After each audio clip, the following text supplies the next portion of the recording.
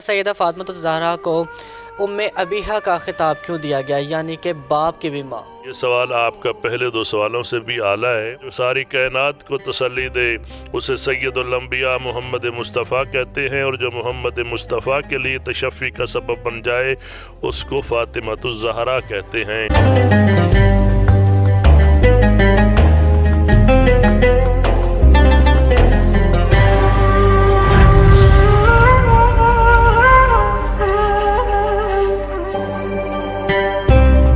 بسم اللہ الرحمن الرحیم، السلام علیکم۔ سینٹر نیوز پر آپ جاگو صاحبہ رمضان اسپیشل ٹرانسمیشن دیکھ رہے ہیں۔ میں ہوں امان شاہد، آپ کو خوش آمدید کہتا ہوں، اور ہمارا آج کا موضوع ہے سیرت سیدہ فاطمہ الزہرا سلام اللہ علیہا، اور اس پر بات کرنے کے لیے ہمارے ساتھ موجود ہیں علامہ امیر حسین نقوی صاحب، جو کہ خطیب اور امام مسجد ہیں سفارت سجادیہ کے۔ السلام علیکم امیر صاحب، کیسے ہیں؟ جی علیکم السلام ورحمۃ اللہ، الحمدللہ رب العالمین۔ آپ سنائیں، خیریت سے ہیں؟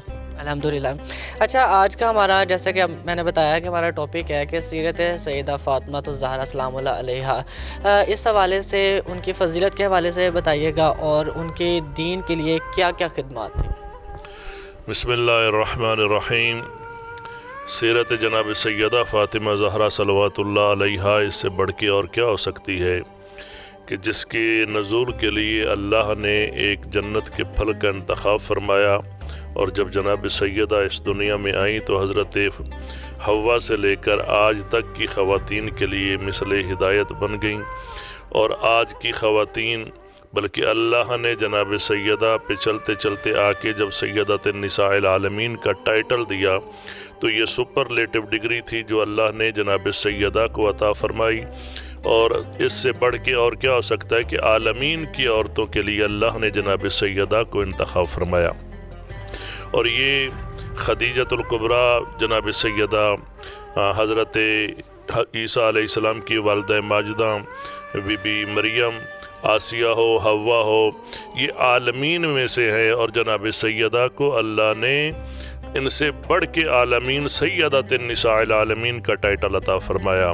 اور اس سے اگلا جملہ جو میں آپ کی سماعتوں کی نظر کرنا چاہ رہا ہوں کہ یہ وہ بی بی ہے جس کے لیے پیغمبر ناز فرماتے تھے۔ پیغمبر خدا جس بی بی کے آنے پہ کھڑے ہو جاتے تھے، آگے بڑھتے تھے، جناب سیدہ کو اپنے مقام پہ بیٹھاتے تھے، اور تاریخ یہ کہتی ہے کہ جب تک پیغمبر خدا کے پاس یہ معظمت تشریف فرما ہوتی، پیغمبر خدا یا اپنی مسند چھوڑ کر دوسری جگہ تشریف فرما ہوتے یا کھڑے رہتے۔ اس سے بڑھ کے اور جناب سیدہ کے لیے اور کیا کہوں، اور یہی وہ بی بی ہے جس کے لیے پیغمبر خدا سید الانبیاء نے کائنات کو پیغام دیا ہے کہ جس پہ میری بیٹی راضی ہے اس پہ میں رسول راضی ہوں، اور جس پہ میں رسول راضی ہوں اسی پہ خدا راضی ہے۔ اچھا علامہ صاحب، یہ بتائیے گا کہ قرآن پاک کی جو سورہ کوثر ہے اس کو نسبت دی جاتی ہے حضرت فاطمہ الزہرا سلام اللہ علیہا کے ساتھ، تو اس کے حوالے سے بتائیے گا۔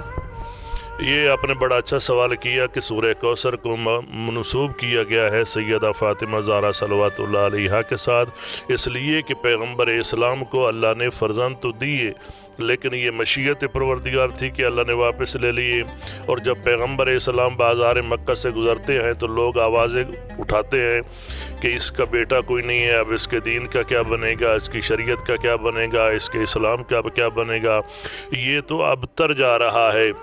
جب ابتر کا آنا تو پیغمبر اسلام تھوڑا سا غمزدہ ہوئے، اللہ نے سورہ کوثر کو نازل فرمایا، اِنَّا أَعْطَيْنَاكَ الْكَوْثَرَ، فرمایا میرا حبیب گھبرانے کی ضرورت نہیں، ہم نے زہرا کی صورت میں تجھے کوثر عطا فرمائی ہے، فَصَلِّ لِرَبِّكَ وَانْحَرْ، پس آپ نماز پڑھیں اور رب کی قربانی کریں۔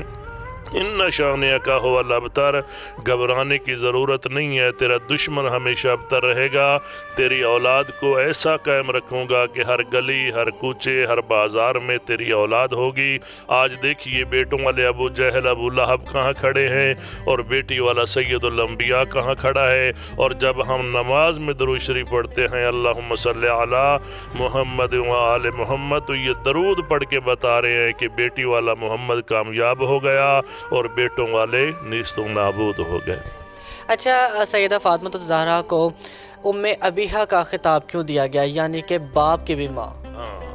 یہ سوال آپ کا پہلے دو سوالوں سے بھی اعلیٰ ہے کہ بیٹی باپ کی ماں کیسے ہو سکتی ہے۔ یہ پیغمبر اسلام کی وہ معظمہ بیٹی ہے کہ جو پیغمبر اسلام جس کے لیے فرما رہے ہیں الفاطمہ تو ام ابیہا، فاطمہ اپنے باپ کی بھی ماں ہے، لیکن اگر آپ عربی میں لغت میں جائیں نا تو ہمارے ہاں اس مستور کے لیے بولا جاتا ہے جس کے وطن سے اللہ بچہ پیدا کرتا ہے، لیکن علماء تاریخ کے لغت کے علماء یہ کہتے ہیں کہ عربی میں اس ظرف کو بھی کہا جاتا ہے جو تشفی کا سبب بن جاتا ہے۔